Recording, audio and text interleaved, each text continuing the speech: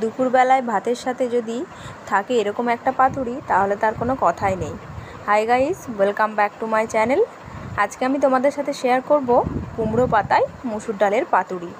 এর মধ্যে একটা টুইস্ট আছে, অবশ্যই সেটা তোমাদেরকে বলবো, যেটা দিলে এর টেস্ট হবে আরও দ্বিগুণ সুন্দর। তো ভিডিওটা সম্পূর্ণ দেখার অনুরোধ রইল। আর ভিডিওটা যদি ভালো লেগে থাকে অবশ্যই একটা লাইক শেয়ার করে দেবে। আর চ্যানেলে নতুন বন্ধু হয়ে থাকলে চ্যানেলটিকে সাবস্ক্রাইব করে আমার পাশে থাকবে।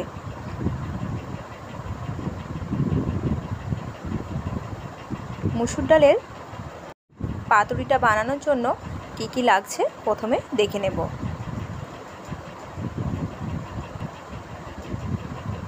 এখানে কুমড়ো পাতা নিয়েছি, খুব একটা গোড়ার দিকের পাতা বা ডগার দিকের পাতাও নিইনি, মাছের পাতাগুলো নিয়েছি। পাতাগুলো সমান হলে ভালো হয়। পাতাগুলো আমি একটু হালকা গরম জলে ডুবিয়ে রেখেছিলাম লবণ আর হলুদ দিয়ে, যাতে খুব ভালো করে পাতাগুলো সফট হয়ে যায় আর লবণটা পাতার মধ্যে খুব ভালোভাবে ঢুকে যায়। কুমড়ো শাকে কিন্তু আঁশ থাকে, তো আঁশটা আমি একটু ছাড়িয়ে নিচ্ছি। ঠিক এভাবে ছাড়িয়ে নিতে হবে, এতে কি হবে, পাতাটা খুব নরম হবে আর খেতেও খুব ভালো লাগবে। এবার গোড়ার দিকের যে অংশটা সেটা আমি একটু ছুরি দিয়ে কেটে ফেলে দিলাম।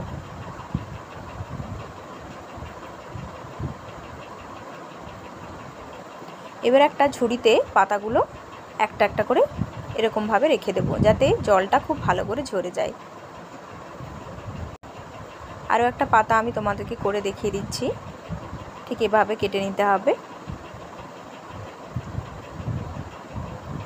সমস্ত পাতা একইভাবে কেটে নেওয়ার পর এবার মুসুর ডালটা বাটার জন্য রেডি করে নেব।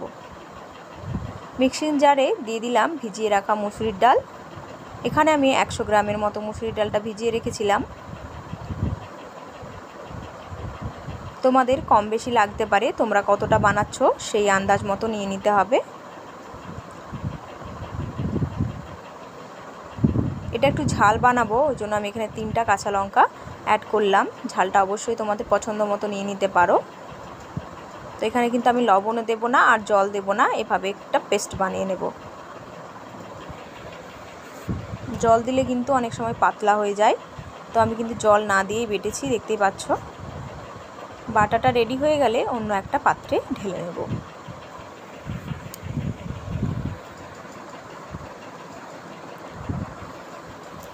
এবার মুসুর ডাল বাটাটাকে রেডি করে নেব। তার জন্য কুচনো পেঁয়াজ দিয়ে দিলাম। এখানে মাঝারি সাইজের একটা পেঁয়াজ আমি ছোট ছোট করে কুচিয়ে রেখেছিলাম, সেটা দিয়ে দিলাম। দিয়ে দেব হাফ চামচের মতো ধনে ও জিরে গুঁড়ো, একসাথে মিক্স করা ছিল তাই একসাথেই দিলাম। দিয়ে দেব 1 চামচের 4 ভাগের 1 ভাগ হলুদের গুঁড়ো, আর খুবই অল্প পরিমাণ দেব কাশ্মীরি লঙ্কার গুঁড়ো। আর অবশ্যই পরিমাণ মতো লবণটা দিয়ে দিতে হবে।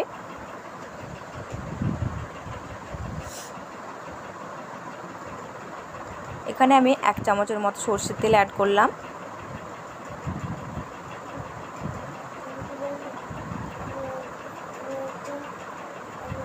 যে টুইস্টার কথা আমি বলেছিলাম সেটা হলো চিংড়ি মাছ।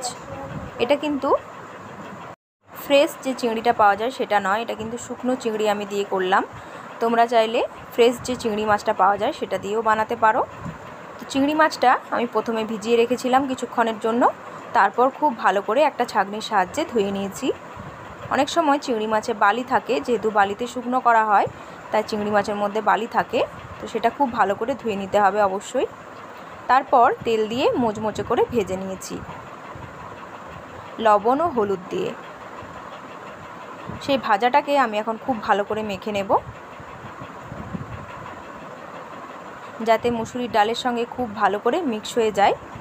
আর পাতুরিটা খাবার সময় প্রত্যেকটা বাইটে চিংড়ি মাছের ফ্লেভার থাকে। এবার এই চিংড়ি মাছগুলো দিয়ে খুব ভালো করে মাখিয়ে নেব।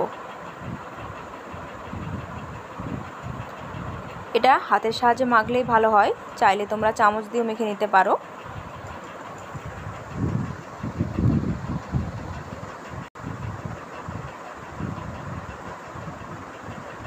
একবার কিন্তু এভাবে অবশ্যই তোমরা বানাবে আর আমাকে কমেন্টে জানাবে তোমাদের কেমন লেগেছে।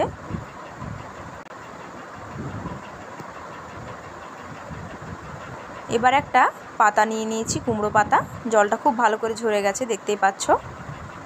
এবার পাতুরিগুলো বানিয়ে নেব। প্রথমে একটুখানি আমি মসুরির ডালের বাটাটা দিয়ে দিলাম, তারপরে আবার একটা ফোল্ড করে আবারও একটু মসুর ডাল বাটা দিয়ে আমি আবারও ফোল্ড করে নিলাম। 5 থেকে 6 বার আমি ফোল্ড করলাম, দেখতেই পেলে সুন্দরভাবে ফোল্ড কিন্তু হয়ে গেল। তো এইভাবে সব পাতুরিগুলো রেডি করে নিতে হবে। আর ওপরে একটু মসুর ডাল বাটাটা দিয়ে দিলাম, যাতে ওপরেও ফ্লেভারটা খুব ভালো করে থাকে আর ভাজাটাও খুব ভালোভাবে হয়।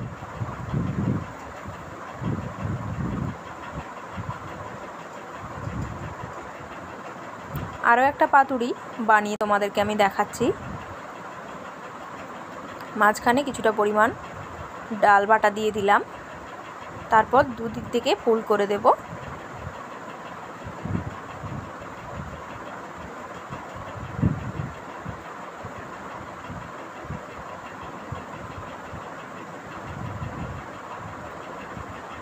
আবারও মাঝখান থেকে একটু ডাল বাটা দিয়ে আবারও ফোল্ড করে নিলাম।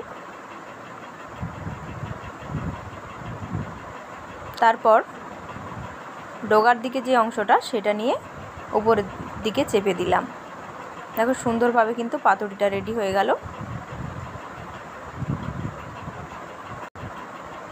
আমি কিন্তু এখানে 4টা বানালাম, তোমরা চাইলে কিন্তু অনেক পরিমাণে বানাতে পারো।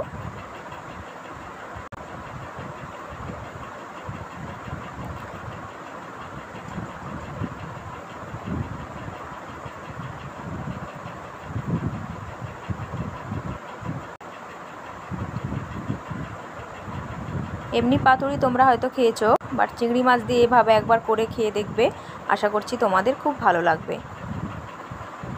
এবার একটা কড়াই বসিয়ে কড়াটাই তেল দিয়ে দিলাম।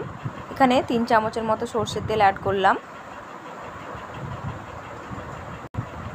কড়াইটা একটু ছড়ানো হলেই ভালো হয়, তাহলে সমস্ত পাতুরিগুলো এখানে ধরে যাবে।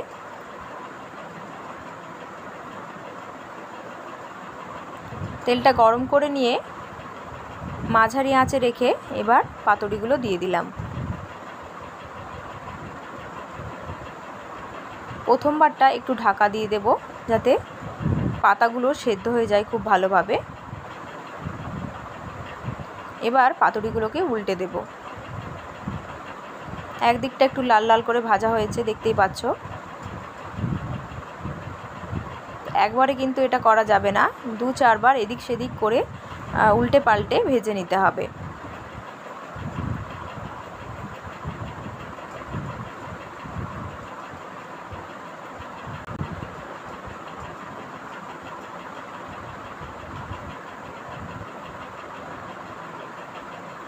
দু থেকে 4 বারের মতো আমি ভেজে নিয়েছি। ভাজাগুলো একদম কমপ্লিট হয়ে গেছে। দেখো কতটা সুন্দর হয়েছে। গরম ভাতের সাথে কিন্তু এটা দুর্দান্ত লাগে।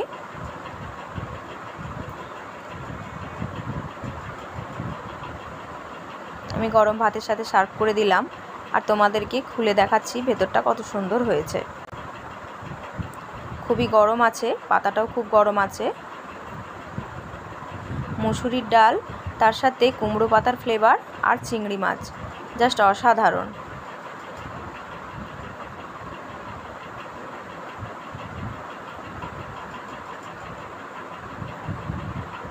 তোমাদের কেমন লাগলো অবশ্যই কিন্তু আমাকে কমেন্টে জানিও।